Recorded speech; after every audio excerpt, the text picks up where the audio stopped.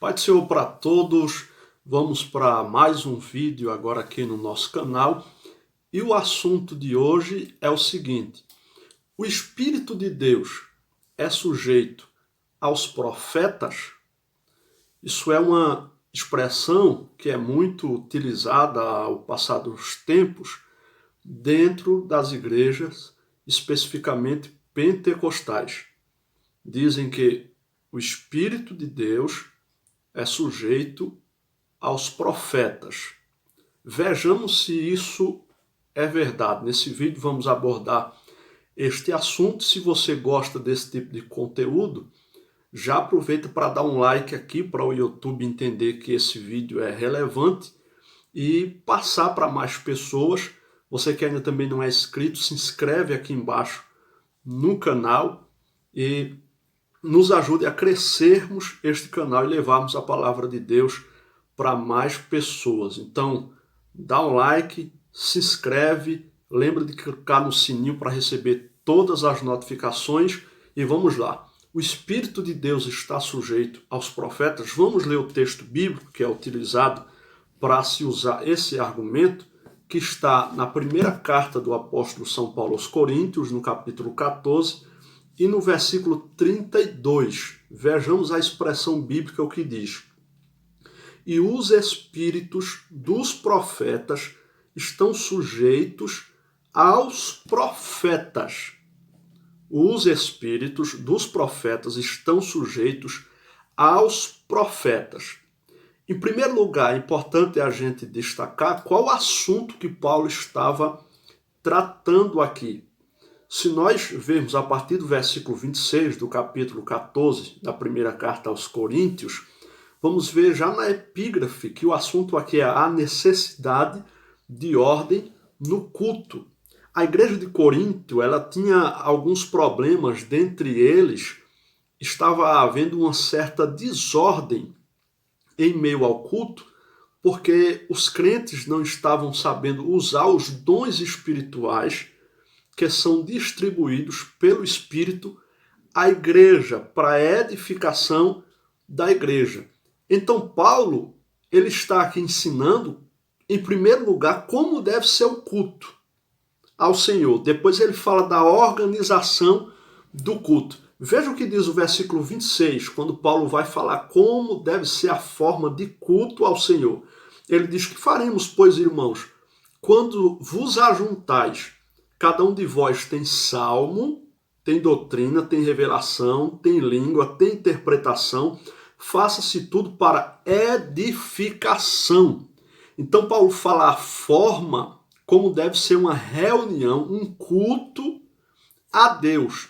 Este culto deve ter salmos, que fala de louvores, tem que ter doutrina, que é o ensinamento da palavra, que é um conjunto de ensinamentos bíblicos, então tem que haver isso no culto. Tem revelação, a revelação da própria palavra de Deus, ela é revelada pelo Espírito Santo. Tem língua, onde se fala em línguas estranhas.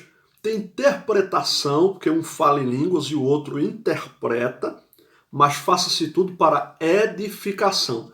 Se os dons espirituais não forem usados da forma certa, em vez de edificar a igreja, vai atrapalhar o crescimento e o andamento da igreja.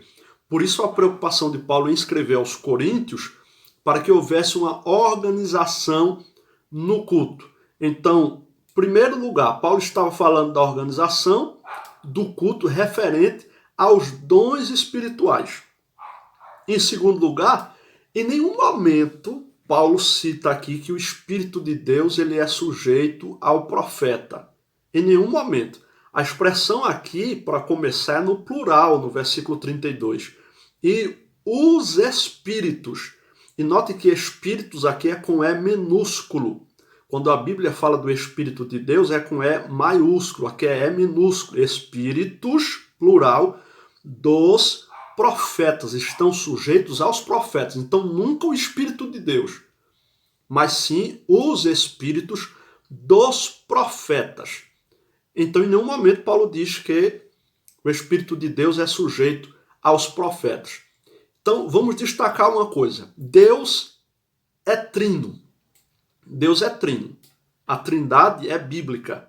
Ainda que algumas seitas queiram negar a trindade, dizer que isso veio da igreja romana e que a igreja evangélica também adquiriu, né, essa doutrina da trindade, ela está na Bíblia. Veja o que diz 1 João capítulo 5, versículo 7. Porque são três os que testificam no céu: o Pai, a Palavra e o Espírito Santo. E estes três são um. São três, mas esses três são um. Quais são os três? O Pai, a Palavra e o Espírito. Quem é a Palavra? Está lá em João, no Evangelho segundo escreveu São João. No princípio era o Verbo era Deus, o Verbo estava com Deus. Aí depois vai dizer que o Verbo se fez carne, Verbo é palavra. Ele se fez carne e habitou entre nós. A palavra aqui, na primeira epístola de João, capítulo 5, versículo 7, é o próprio Jesus. Então são três que testificam no céu: Pai, Deus Pai, a Palavra, Deus Filho e Espírito Santo. Deus, Espírito Santo. Mas, para fechar mais ainda essa questão de que a trindade é bíblica, Marcos 1, 9 ao 10. Está escrito o seguinte: e aconteceu naqueles dias que Jesus, tendo ido de Nazaré da Galiléia, foi batizado por João no Jordão. E logo que saiu da água, viu os céus abertos e o Espírito que como pomba descia sobre ele. E ouviu-se uma voz dos céus que dizia: Tu és o meu filho amado em quem me comprazo. Em Marcos 1, do 9 ao 11, a gente vai ver aqui a manifestação da trindade de forma visível e audível. Porque quando Jesus é batizado por João no Jordão e que ele sai das águas, a Bíblia nos informa aqui, em primeiro lugar, os céus se abriram. O Espírito desceu em forma corpórea de uma pomba, para que fosse visível que Jesus estava recebendo ali a unção do Espírito Santo para iniciar o seu ministério, porque só a partir dali Jesus inicia o seu ministério. E ouviu-se a manifestação audível do Deus Pai, primeiro o Deus Espírito Santo que desce, antes o Deus Filho, que é batizado como homem, precisou ser batizado, não para a remissão de pecados, mas para se cumprir toda a justiça de Deus e para nos dar exemplo que o batismo deve ser no estado da consciência e não da inocência como fazem batizando criança. Então, o Deus Filho se manifesta, o Deus Espírito Santo desce em forma corpórea de uma pomba e o Deus Pai fala, a voz dele se ouve quando ele diz: Tu és o meu filho amado em quem me comprazo. Então Deus é trino. O homem é tricotômico. A doutrina da tricotomia, ela é bíblica. Ainda que existam alguns que falem também contra essa doutrina. Mas Hebreus 4:12 deixa claro, porque a palavra de Deus é viva e eficaz, e mais penetrante do que espada alguma de dois gumes, e penetra até a divisão da alma e do espírito, e das juntas e medulas, e é apta para discernir os pensamentos e intenções do coração.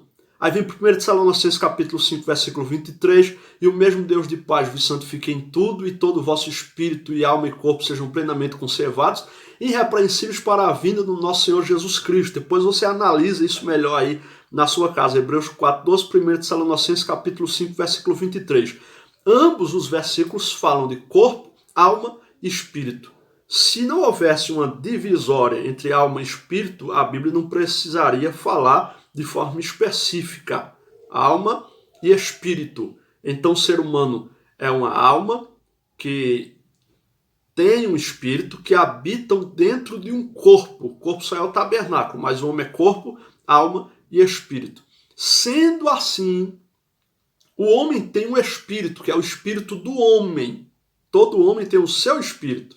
Quando Deus soprou nas narinas do homem, ele se fez alma vivente. Naquela hora o homem recebe o espírito do homem, que é uma partícula de Deus dentro de si. E a alma é a sede das emoções, dos sentimentos. O espírito é a parte que nos liga a Deus. É esse espírito que traz uma ligação com Deus que nós podemos controlá-lo. Quando a unção de Deus vem, a presença de Deus vem, nós controlamos o nosso espírito. Porque não é Deus que pula, não é Deus que corre, não é Deus... Não, é o nosso espírito que recebe aquela unção, aquela alegria. e cada um se expressa da sua maneira, da sua forma de ser. Uns pulam, sentem uma emoção, um poder, uma unção muito grande, mas tem como controlar o seu espírito. É isso que Paulo estava ensinando. Os espíritos dos profetas são sujeitos aos profetas, porque sendo assim, pode-se controlar e o culto pode passar a ter ordem. Por exemplo, alguém está pregando, aí o profeta vem e se levanta na hora da mensagem, que na hora que a gente está pregando é o profeta de Deus naquela hora, pela maior profecia que é a palavra, e aí vem um profeta e no meio da pregação vem profetizar, atrapalhando a mensagem que está sendo ministrada. Então isso é desordem. Tem como o profeta controlar o seu espírito, que está recebendo a mensagem do Espírito de Deus, esperar o momento certo, entregar a mensagem profética. Então Paulo fala aqui sobre uma questão de organização, mas nunca que se pode controlar o Espírito de Deus, porque o Espírito de Deus, ele é soberano. Eu vou citar só um texto só sobre a soberania do Espírito Santo, que está em João capítulo 3, versículo 8, que diz: o vento sopra onde quer e ouves a sua voz, mas não sabe de onde vem, nem para onde vai. Assim é todo aquele que é nascido do Espírito. Ninguém pode controlar o Espírito Santo. Ele é soberano. Vento aqui é símbolo do Espírito Santo. É um dos símbolos do Espírito Santo, que existem vários. Então Jesus aqui estava se referindo à atuação do Espírito Santo. Ele sopra onde quer. Ele faz como quer. Ele faz na hora que quer. Em Atos dos Apóstolos capítulo 2, ele desceu ali no momento que ele quis. Os crentes estavam esperando. Uma boa parte já havia desistido, 500 haviam no início, só estavam agora 120, os outros foram embora, achavam que estava demorando. Ele vem na hora que ele quer, e na hora que ele quer ele desce, enche os crentes dele, da sua glória, do seu poder, e ali os crentes falam em línguas pela primeira vez. Então, o Espírito Santo não é sujeito a ninguém, mas o espírito do homem, sim, esse é sujeito a ele. Então, esse é o assunto de hoje. Se você gostou, compartilhe esse vídeo com mais alguém. Não se esquece de dar um like, não se esquece de se inscrever no canal se você ainda não é inscrito. Clicar no sininho para receber as notificações. E se você quer aprender mais sobre a palavra de Deus, eu vou deixar aqui embaixo alguns links de cursos onde você vai ser edificado na palavra de Deus. Entre eles está o Pregador de Qualidade, que é um curso excelente para quem está iniciando na pregação, ou quem quer iniciar, ou quem já prega, mas quer melhorar, aperfeiçoar. Tem um manual do pregador passo a passo, que é mais acessível financeiramente falando, curso de interpretação bíblica, bacharel em teologia. Você vai ver alguns links aqui embaixo, onde você pode dar uma olhada lá nos cursos e ver aquele que mais se encaixa no seu perfil, e você vai estar crescendo no conhecimento. Deus abençoe a sua vida. Também me segue no Instagram, a gente vai estar postando sempre conteúdos lá, @ronaldjanilson, e você vai ser abençoado mais e mais por Deus, no nome de Jesus. Deus abençoe tua casa, tua família, tua vida, em nome de Jesus.